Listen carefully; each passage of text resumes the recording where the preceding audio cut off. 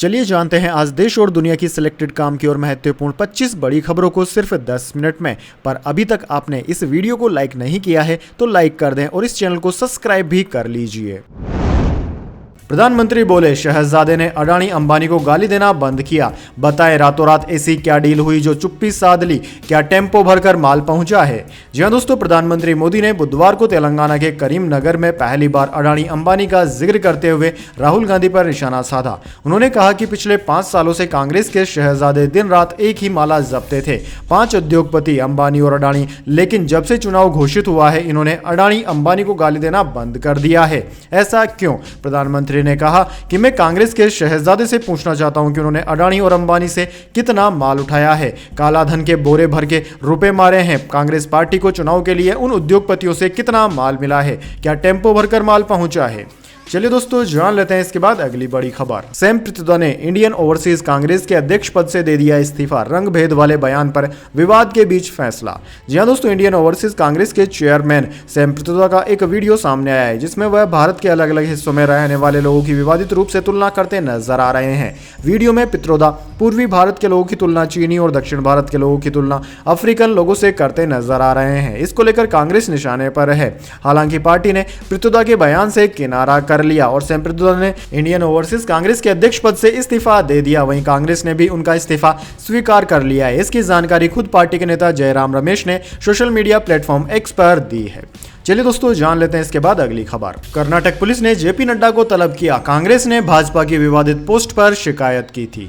जी हां दोस्तों, लोकसभा चुनाव के दौरान कर्नाटक पुलिस ने बुधवार को एक विवादित पोस्ट मामले में बीजेपी चीफ जेपी नड्डा और आईटी सेल प्रमुख अमित मालवीय को समन भेजा है। यह पोस्ट 4 मई को भाजपा कर्नाटक ने @BJP for Karnataka Twitter handle से पोस्ट की थी। इसके बाद कर्नाटक कांग्रेस ने नड्डा, मालवीय और कर्नाटक भाजपा यूनिट के प्रमुख BY विजेंद्र के खिलाफ FIR दर्ज कराई थी। कांग्रेस का आरोप है कि भाजपा ने एक सोशल मीडिया पोस्ट के जरिए SC/ST समुदाय के लोगों को डराने की कोशिश की है ताकि वे एक खास कैंडिडेट के लिए वोट न करें। इसके बाद चुनाव आयोग ने सोशल मीडिया प्लेटफॉर्म X से इसे हटाने को कहा था। X ने बुधवार को इसे हटा दिया।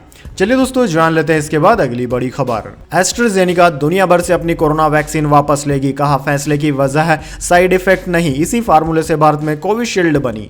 जी हां दोस्तों, ब्रिटेन की फार्मा कंपनी एस्ट्राजेनेका ने दुनिया भर में अपनी कोविड-19 वैक्सीन की खरीद बिक्री बंद करने का फैसला किया है। द टेलीग्राफ की रिपोर्ट के मुताबिक कंपनी ने कहा है कि अब वैक्सीन की मैन्युफैक्चरिंग और सप्लाई नहीं की जा रही है। एस्ट्राजेनेका का दावा है कि वैक्सीन को बंद करने का फैसला साइड इफेक्ट्स की वजह से नहीं लिया गया। कंपनी ने बताया कि वैक्सीन को व्यावसायिक कारणों से बाजार से हटाया जा रहा है। अब बाजार में कई दूसरी एडवांस्ड वैक्सीन मौजूद है जो वायरस के अलग अलग वेरिएंट से लड़ सकती है। ऐसे में एस्ट्राजेनेका की वैक्सीन की मैन्युफैक्चरिंग और सप्लाई बंद कर दी गई है। वहीं दोस्तों, मीडिया रिपोर्ट्स के मुताबिक एस्ट्राजेनेका ने इस साल 5 मार्च को वैक्सीन वापस लेने का आवेदन किया था। यह मंगलवार से लागू हो गया। अब यूरोपीय संघ में वैक्सीन का उपयोग नहीं किया जा सकेगा। चलिए दोस्तों जान लेते हैं अगली खबर। सिसोदिया की जमानत याचिका पर अब 13 मई को सुनवाई। दिल्ली हाईकोर्ट ने ED CBI को जवाब देने के लिए और 4 दिन का समय दिया।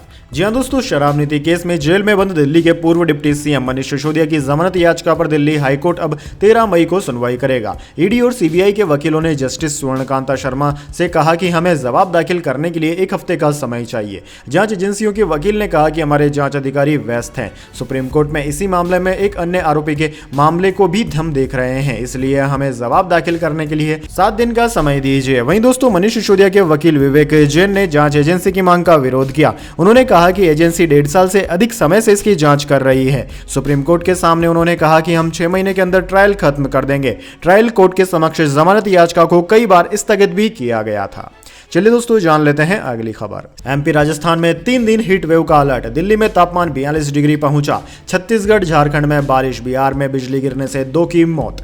जी हां दोस्तों, राजस्थान और मध्य प्रदेश में भीषण गर्मी पड़ रही है। मौसम विज्ञान विभाग यानी कि इंडियन मेट्रोलॉजी डिपार्टमेंट ने दोनों राज्यों में आज से अगले 2 दिन यानी कि 10 मई तक हीट वेव का अलर्ट जारी किया है। मंगलवार को राजस्थान के 9 और MP के 3 शहरों में तापमान 43 डिग्री या उससे ज्यादा दर्ज किया गया। दोस्तों, राजस्थान का बाड़मेर और MP का दामोह देश के सबसे गर्म शहर रहे। यहाँ का तापमान क्रम क्रमशः 45.2 डिग्री और 44.8 डिग्री दर्ज किया गया। वहीं दोस्तों 10 और 11 मई को वेस्टर्न डिस्टर्बेंस एक्टिव होने से दोनों राज्यों में आंधी और बारिश की संभावना है। इससे लू से राहत मिलेगी। इसके अलावा दोस्तों 12 मई तक हीट वेव से राहत की भी उम्मीद है। दिल्ली में मंगलवार को सीजन का सबसे गर्म दिन रहा था। यहां अधिकतम तापमान 42 डिग्री दर्ज किया गया। 11 और 12 मई को हल्की बूंदाबांदी यहां पर हो सकती है। इसके अलावा उत्तर प्रदेश के पूर्वी जिलों में 13 मई तक गरज चमक के साथ बारिश होने की संभावना है। चलिए दोस्तों जान लेते हैं अगली बड़ी खबर। गूगल वॉलेट ऐप भारत में हुआ launch. Debit card, credit card, event ticket और पास सहित अन्य चीजों को डिजिटली स्टोर कर सकते हैं यूजर्स। जी हां दोस्तों, टेक कंपनी गूगल ने भारत में एंड्रॉइड यूजर्स के लिए 8 मई को प्राइवेट डिजिटल वॉलेट लॉन्च कर दिया। इस ऐप में users debit card, credit card, royalty card, gift card, event ticket और पास सहित अन्य चीजों को स्टोर करके इस्तेमाल कर सकते हैं। दरअसल दोस्तों ये ऐप गूगल पे ऐप से अलग है, जो पैसे और फाइनेंस को मैनेज करने में मदद करता है। भारतीय मार्केट में अपनी उपस्थिति बढ़ाने के लिए गूगल ने 20 से अधिक ब्रांड्स के साथ पार्टनरशिप की है, जिनमें पीवीआर और INOX, air India, Indigo, Flipkart, pine labs, Kochi metro और अभी बस सहित अन्य बिजनेस शामिल हैं। गूगल वॉलेट में users e commerce website Flipkart पर मिलने वाले सुपर कॉइन, सुपर स्टॉप और अन्य ब्रांड के गिफ्ट कार्ड स्टोर कर सकते हैं। चलिए दोस्तों जान लेते हैं इसके बाद अगली खबर। गुजरात में बीजेपी नेता के बेटे ने बूथ कैप्चर किया, 4 मिनट से ज्यादा लाइव स्ट्रीमिंग की, कहा ईवीएम अपने बाप की, 2 लोग हिरासत में। जी हां दोस्तों, लोकसभा चुनाव के तीसरी फेज की वोटिंग के दौरान गुजरात में भाजपा नेता के बेटे ने बूथ कैप्चरिंग की। इसे सोशल मीडिया पर लाइव किया गया। यह मामला महिसागर जिले के दामोह लोकसभा सीट का है। वीडियो में आरोपी विजय भाभोर अपने साथियों से यह कहता नजर आ रहा है कि ईवीएम तो अपने बाप की है। बुधवार सुबह दामोह लोकसभा सीट से कांग्रेस प्रत्याशी डॉक्टर प्रभाबेन ताइवाड़ ने केस दर्ज कराया। चुनाव आयोग ने जिलाधिकारी से रिपोर्ट मांगी है। अब तक दोस्तों 2 लोगों को हिरासत में लिया गया है। मुख्य आरोपी विजय फरार है। वैसे दोस्तों इस तरह से बूथ कैप्चरिंग या फिर ईवीएम कैप्चरिंग की घटना को कम करने के लिए सरकार को क्या कदम उठाने चाहिए और क्या कड़ी से कड़ी सजा देनी चाहिए, कमेंट बॉक्स में अपनी राय जरूर दीजिए। चलिए दोस्तों जान ले, महाराष्ट्र के मतदान केंद्र में ईवीएम की पूजा, महिला आयोग की प्रमुख और 7 अन्य पर मुकदमा दर्ज हुआ। जी हां दोस्तों, बारामती लोकसभा क्षेत्र से खंडक वासुला खंड में एक मतदान केंद्र के अंदर इलेक्ट्रॉनिक वोटिंग मशीन यानी कि ईवीएम की कथित तौर पर पूजा करने के लिए महाराष्ट्र महिला आयोग की अध्यक्ष रूपाली चाकणकर और 7 अन्य लोगों के खिलाफ मुकदमा दर्ज किया गया है। चाकणकर राष्ट्रवादी कांग्रेस पार्टी से ताल्लुक रखती है। पुलिस के एक अधिकारी ने बताया कि चाकणकर और अन्य लोगों ने मंगलवार सुबह सिंहगढ़ रोड इलाके में स्थित मतदान केंद्र के अधिकारी के आदेशों की अवहेलना की, अंदर गए और ईवीएम की पूजा की। इसके बाद उनके खिलाफ शिकायत दर्ज कर ली गई है।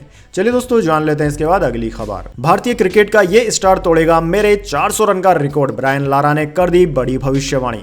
जी हां दोस्तों, यशस्वी जायसवाल का टेस्ट करियर सिर्फ 9 मैच का है, लेकिन महान बल्लेबाज ब्रायन लारा को लगता है कि अगर कोई है जो उनके रिकॉर्ड यानी कि नाबाद 400 रन सहित उनकी उपलब्धियों के करीब पहुंच सकता है, तो वह भारत का यह 22 वर्षीय बाएं हाथ का बल्लेबाज है। ब्रायन लारा ने जायसवाल की अत्यधिक प्रशंसा अचानक नहीं की। बाएं हाथ के यह दोनों बल्लेबाज एक विशेष संबंध साझा करते हैं। उन्होंने पिछले साल आईपीएल के दौरान सुबह 4 बजे की बातचीत के बाद काफी समय साथ बिताया था। तब लारा सनराइजर हैदराबाद को कोचिंग दे रहे थे और युवा सलामी बल्लेबाज जायसवाल राजस्थान रॉयल्स के साथ थे।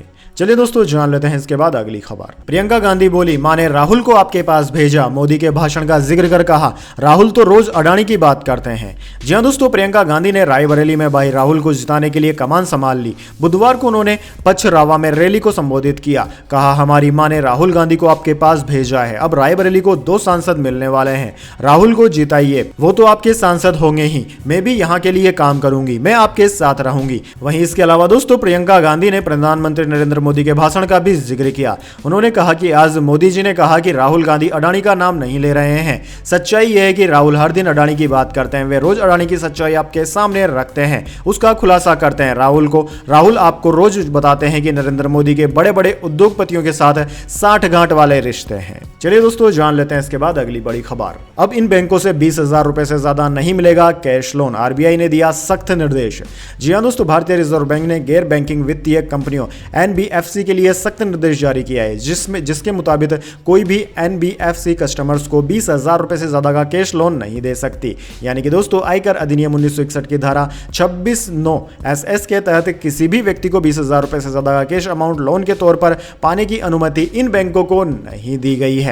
दरअसल दोस्तों आपकी जानकारी के लिए बता दें, पिछले कुछ दिनों के दौरान भारतीय रिजर्व बैंक कई एनबीएफसी कंपनियों पर कार्यवाही कर चुका है। इन कंपनियों ने आरबीआई के नियमों की अनदेखी की थी, जिसमें कैश लोन ज्यादा देने के नियम का भी उल्लंघन था। ऐसे में आरबीआई ने नियमों को याद दिलाते हुए एनबीएफसीज को ऐसा निर्देश दिया है ताकि लापरवाही और नियमों की अनदेखी पर रोक लगाई जा सके। चलिए दोस्तों, जान लेते हैं अगली खबर। एयर इंडिया एक्सप्रेस के 200 सीनियर क्रू मेंबर्स एक साथ छुट्टी पर, 80 से ज्यादा फ्लाइट्स कैंसिल।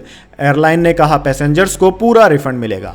जी हां दोस्तों, एयर इंडिया एक्सप्रेस के सीनियर क्रू मेंबर्स एक साथ छुट्टी पर चले गए हैं। क्रू मेंबर्स ने छुट्टी की वजह बीमारी बताई। इसके चलते एयरलाइन को 80 से ज्यादा उड़ानें रद्द करनी पड़ी। एयरलाइन ने पैसेंजर्स को सलाह दी है कि बुधवार को एयरपोर्ट आने से पहले अपनी फ्लाइट की जानकारी जरूर चेक कर लें। केबिन क्रू की कमी के चलते आज भी कई फ्लाइट्स कैंसिल हो सकती है। एजेंसी के मुताबिक टाटा ग्रुप की एयरलाइन के 200 से ज्यादा सीनियर क्रू मेंबर्स छुट्टी पर चले गए। जिन शहरों में फ्लाइट्स कैंसिल हुई है उनमें कोच्चि, कालीकट और बेंगलुरु शामिल है। दोस्तों, फ्लाइट कैंसिल होने के बाद एयर इंडिया एक्सप्रेस के प्रवक्ता ने बताया कि हमारे केबिन क्रू ने मंगलवार रात अचानक बीमार होने की सूचना दी है, जिसके बाद कुछ उड़ानों में देरी हुई और कुछ रद्द कर दी गई। हम क्रू से बातचीत कर रहे हैं ताकि यात्रियों की असुविधा कम हो सके।